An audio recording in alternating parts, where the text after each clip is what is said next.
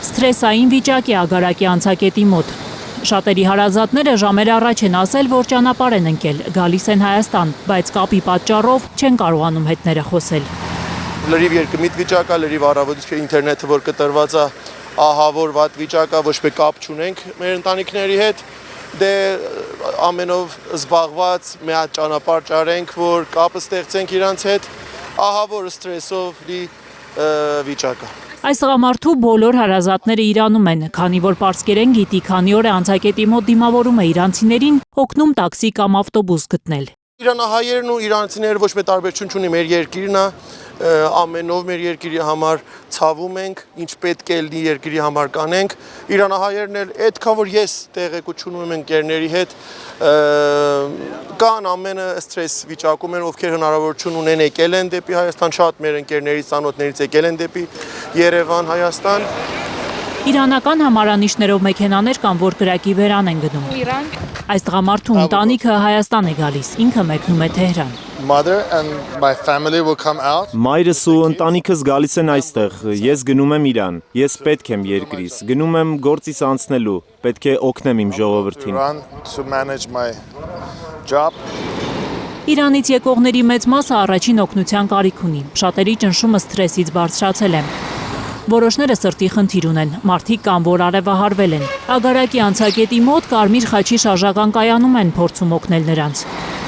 Խաղաղություն, միայն խաղաղություն, բոլորին, բոլոր ազգերին խաղաղություն լինի։ Բոլորն են սովորական մարդիկ են, մեղք են։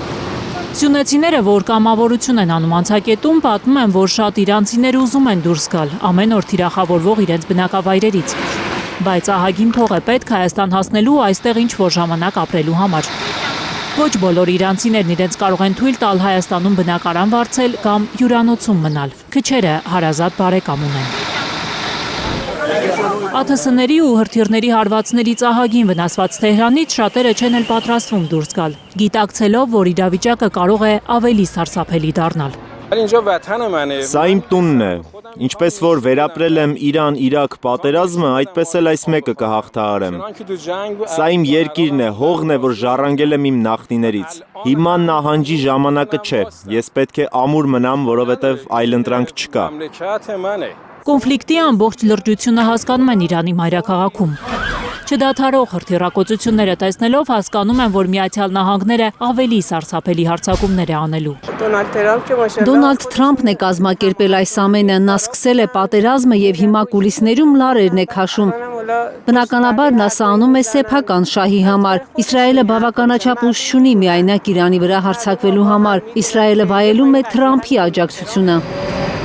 Մենք պետք է քաջություն ունենանք պաշտպանելու մեր երկիրը, սիրելիներին, երիտասարդներին, այն ամենն ինչ թանկ է մեզ համար։